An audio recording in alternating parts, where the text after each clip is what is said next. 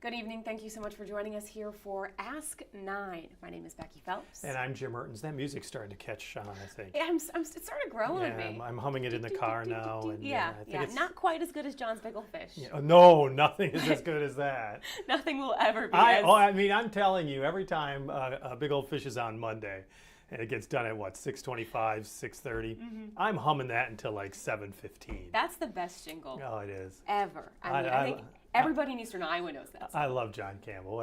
It's so.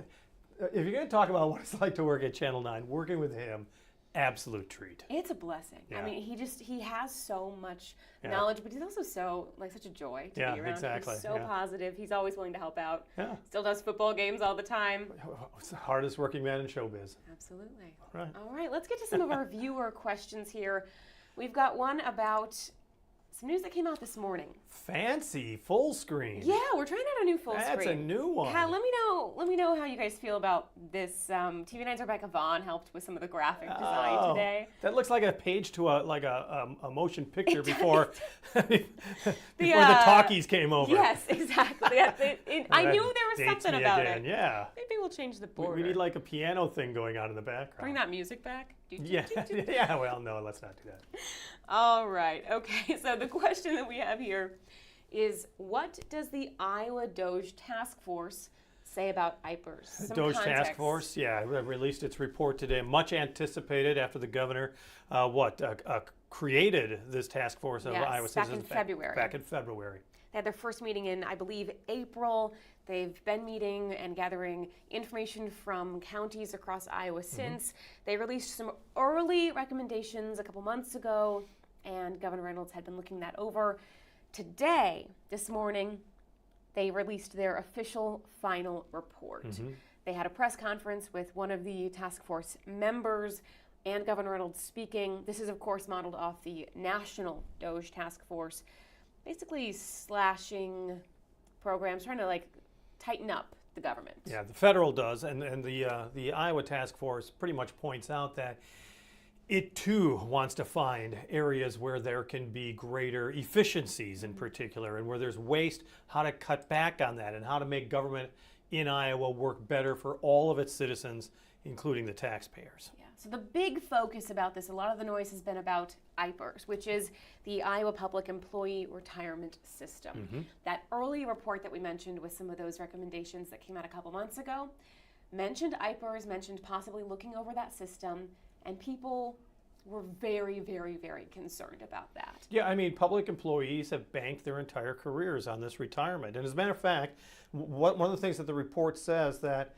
the average private sector employer pays 68% of health insurance premiums, 68%. State of Iowa pays 90%.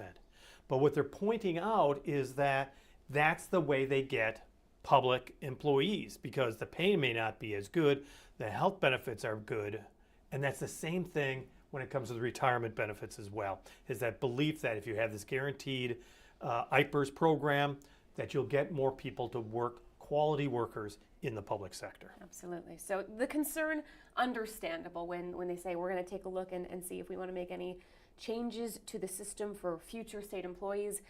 That was one of the very first things that Governor Reynolds addressed in the press conference this morning. She said, we have heard everyone talking about it. And she said, quote, IPERS isn't going anywhere. We did look through this final report. It is 140 pages? Yeah, I've got through 95 pages so it's far. a I'm pretty still working lengthy through it. report. It's got I think 45 recommendations total. So it is a lot together, but we did look and see specifically what they did say about IPERS, because the report does still suggest looking at the way that IPERS works. So we pulled some of the information, some of the summaries that they talked about IPERS, and they said the level of deferred compensation that IPERS has creates future financial obligations for the state that are significant. So they pointed that out as a place to maybe work on a little bit. They also considered the structure of the retirement benefits. They said, quote, nationwide private employers have largely shifted from traditional pensions to defined contribution plans for their workforce. So considering that as a possible avenue. Well, and of course, when it comes to pension funds, whether it is union pension funds, company pension funds, as you mentioned, companies are getting rid of it, or these public pension funds, the real question is the funding of them. If everybody grabbed the money right now, it's not there. And what they said is that's the same case for Iowa, but they also pointed out that the Iowa Pension Fund is well funded in comparison to other entities. Yes, absolutely. So they're looking at, quote, more sustainable models, but they did really emphasize this morning that they are not putting anyone's future retirement at risk. They wanted to very much calm those worries. Well, they're making it sound like what they want to do is study it. Yes. Which is also something that's not necessarily going to be calming for a lot of people, Yes. because when you study it, you may have action afterwards. So this is something that, of course, is a red button issue when it comes to public employees in the state of Iowa. The government looking for ways to make cuts, and if you are giving good benefits, maybe not the pay, but good benefits to public employees, that's really an attractive place to cut. And that is going to create a firestorm in some ways in the state of Iowa, if that is, in fact, what happens in the months and years down. Now, we mentioned 45 total recommendations. Another one of those, pay structure for Iowa teachers. Yeah. That's a pretty interesting one. So the DOGE task force in Iowa looked at establishing a merit-based pay structure for Iowa teachers. Governor Reynolds also wanted to clarify a little bit on this one. That wouldn't mean anyone would be getting a pay cut, like they wouldn't be taking away the salary or the like the actual annual payment that teachers are getting, just bonuses, things on top of the salary. And what the teachers union is saying is that these bonuses are going to be based on what? Is it going to be test scores? And people argue that, then you start teaching for the tests rather than teaching for the kids. And some kids are intelligent but may not be good test takers, So all these things play a factor as well. But as you said, the governor was pointing out, I want to reward merit. If you're doing good as a teacher, I want you to be compensated correctly. The real question is, how do you measure that? Yet again, Difficult. Another big discussion. Yeah, the Iowa State Education Association president had some really harsh words today in response to this report, saying that the recommendation is a, quote, tired scheme for a system repeatedly proven ineffective and harmful. So really strongly pushing back on the idea of any kind of merit-based pay. Very, very interesting. Can I jump in on one? Please. I thought what was interesting is also they were talking about employment. As you know, for so long, workforce development, as it's called in Iowa, other states call it Department of Employment Security or something like that. And it was basically, if you lose your job, this is your safety net. Iowa has really turned from being a safety net into a place that, look, you lost your job, we're going to help you get another job. You cannot not have a job. We got to help you get another job. And it's interesting because in here in the report, they were talking about $400 million that's used for this employment fund for all of these services, and that they believe in the DOGE report is that maybe a quarter of that money could be used for more of this job training. And also that it's very much, how do I say this, more employer-driven than unemployed person-driven, if that makes sense. So the safety net's still there, but more of a driving force from a business angle to get people employed. And you can argue that both ways, but I found that very interesting in this report as well. We've been talking, as I was talking to the news director before we came here, and it's like there's little nuggets throughout this report that I think you're going to see more of our reporting in the weeks ahead, because all of these things, I mean, it's as you said, 170 pages? I think at least 140. Like I said, I only got through 94. Is that there's a It's a lot book. that's there. It's dense material, and that gives you another example of reporting, is that you kind of report the big headline, but then hopefully you're able to go back and do more, because it's a dense report. Absolutely. That is interesting what you brought up. Governor Reynolds talked a lot in I think they had a 40-minute press conference this morning talking about it, and they took questions at the end. And she really stressed the idea of wanting to bring more employers into conversations about how those programs work. That will be very And if you look at that DOGE task force, there are a lot of heavy hitters in Iowa manufacturing and Iowa business that took part in this. Governor Reynolds did say that she expects to continue reviewing this over the next couple months, and when her condition of the state comes up ahead of the next legislative session, she's going to pull some ideas from this, and we'll hear more about what her priorities are going to be in the condition of the state. So this is, just the beginning of these recommendations. We'll see what really gets brought to the table. And condition of the state, of course, coming up, I believe, in January all the time. Is it Yes. March? Okay, Yes. it's early in the year. Yes. And there's sometimes a bombshell that's in there as far as her priorities are concerned. So you're right. It'll be interesting to see how she charts the legislative session for 2026. All right, we've got another question here. This one is coming from David. Will the new Cedar Rapids Casino have any increased flood protection? This is a great question. It is. Especially because, I looked through some of our past reporting, and we've covered like a web story here about an announcement, or something there about they're going to close this road. Sure. But it's kind of hard to comprehensively look at all of those plans and see what the flood protection is going to look like. Well, and when you look at the location, that was a hard-hit area in Cedar Rapids from the flooding. So it's like, why are you building in an area that was already devastated from the flooding? Yes. Well, there's a simple reason there, and you're seeing it all over the place. You're seeing all that construction for the flood wall, but this takes it further. Absolutely. So I talked with the Cedar Rapids Flood Control Program Manager this morning. That's Rob Davis. He says that the casino itself isn't having that much of an impact on the already existing plans. So they had all of these things written up and ready. The only real difference that the casino created is that they're adding a roundabout. That's going to be near one of the casino entrances. So Davis walked me through some of the construction maps for the flood protection around the future casino site. We're going to play a chunk of that conversation here for you. This is the project in yellow that we're getting going on, the yellow and the green. The only thing that the casino has done is accelerated our work a little bit, because we don't want to start closing roads down after they've changed the traffic patterns, if that makes sense. So it's a really cool project, and it represents about $40 million worth of work in this area. I'm just going to walk you through it real quick, because I find it very exciting. Because it's like a lot of the other flood control projects. It does so much more than just look like a wall or a levee, if you know what I mean.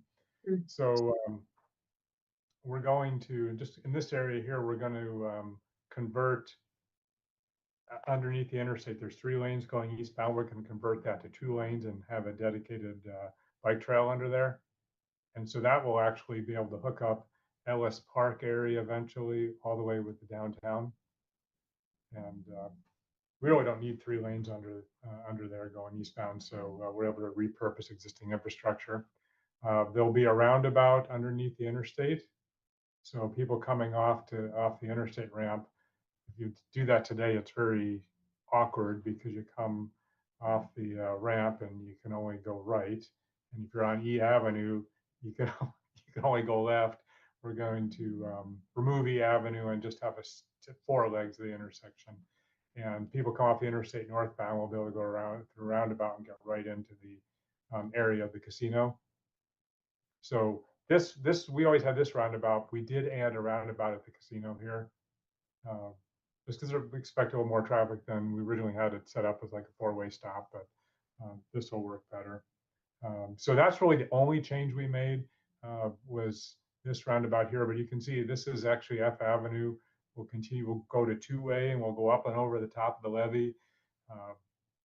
And then this actually is the line of protection here. I mentioned the bike trail. This is the First Street connection. This is actually a bike trail on top of the levee right here. And then it actually moves off the levee to go over the railroad tracks on a bridge there. But this is a floodgate over the railroad tracks, and then it joins back up with the levee. So we've got levee, railroad gate, trail, a couple roundabouts. Eventually we'll have a couple pump stations. And then this is, like we really try to do, is actually not have you see the line of protection. So I think it's going to be pretty good. There won't be a gate here on F Avenue. We'll just gently go over the top. So you'll see greenery, you'll see the casino. Hopefully, don't even realize you're going from dry side to protected side to unprotected side. So that's kind of a little bit of a layout of the land, but they really haven't changed the design because their site is right here, and we were always off that site. Interesting. Okay, so you say, trying to design it so people don't really notice it as much. What goes into those decisions? How do you kind of try and just make it as smooth as integration as possible? Well, obviously, walls are things that you can't miss. So we like to use levees and drive up over the top of a levee if we can. So uh, usually those have to be a gentle slope, particularly because we want to make sure that people on the sidewalks don't have it too steep. If you're disabled, you'll need to have a lower slope because it takes a lot of energy to get a wheelchair moving. So um, we do follow the American Disabilities Act for the sidewalk, and that generally limits the slope of the street too, and therefore it's pretty gentle. We've got a couple of them that we go up and over. One of them is actually right over here. When you come up from First Avenue, the line of protection, it actually continues here and goes like this. You drive right over the top of the levee and back down. I don't think you really see yourself going over too steep there if you've been up that road. We have another one on Bowling Street that's goes up and over. It's very gentle slope. I don't think you really see the levee. We're in the process of building one on Ellis Lane and Ellis Boulevard right now. Again, to look more park-like because it's green. So I'd say the first answer is keep it green. Absolutely. So I can see this is happening in phases. So even after the casino is being built, gonna see a lot of action around this area until, does that say 2031? 2031. Yeah, in July, it was pretty exciting. The city got announced a $25 million U.S. Department of Transportation build grant. And that's what this blue area is for. So that work is a lot of just strings with federal aid. So that's why it's got to be on a different schedule. We were always planning on doing the yellow area. The federal aid coming into the west side has allowed us to expand the scope of this work. Uh, the the building sits about right, well, the back of the building is about here. So the work that continues to the north will be along their parking lot, but not along their building. So we've gotten this project far enough to get the limits of their structure. That's Rob Davis again, the Cedar Rapids Flood Control Program Manager. I drive that route all the time. You know, that's my route between work and home, and you know, it's interesting to see this casino sprouting up very quickly. And if you haven't been in that area that often, that's understandable because of all the flood control construction. Yes. Especially for an E Avenue, you don't have access anymore, and you haven't for a year and a half, almost 2 years now. The casino is really popping up. And it is kind of interesting when you're talking about this levee, it's just a bit of an earthen berm. And it's just the way it was described, because that's not how I knew it was going to happen. I really didn't know how it was going to happen, is what they believe will be enough to hold the waters back. So, I mean, and it's kind of nice because, as you was pointing out, hopefully you won't even notice it because you want it to be a gentle slope so that they can use it for bike trails and that it's pedestrian friendly. And so that could be, you know, when you compare it to the downtown side of the river. Oh, but walls. With the walls. Huge walls, yeah. This is a totally different concept for this area that's right by the casino. Absolutely. And he did say, you know, he asks of the people patience because this is going on until 2031. You mentioned E Avenue. That's going to change a lot. Eventually, it's going to be a temporary two-way street. So just he asks that drivers temporary. Yes.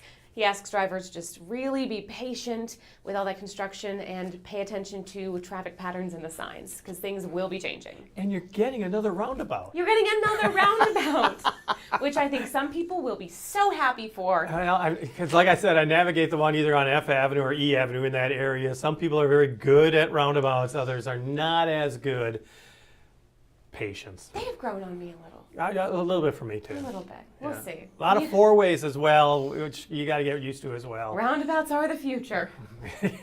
Back to the past for the future. There you go. All right. Well, thank you so much for joining us for this edition of Ask 9. Again, if you have any questions, please send them in. We really appreciate hearing from all of you. You can message us on Facebook or send us an email. Let us know what you want to hear more about. And we always want to thank the experts that help us answer these questions and get the answers to you. And we're going to try to be as good as possible, kind of the person that's able to make it happen, that you're able to talk to, of course, some of these city leaders and movers and shakers and get your questions answered. Absolutely. Well, join Jim and Beth coming up at 6 o'clock, and we'll see you here tomorrow.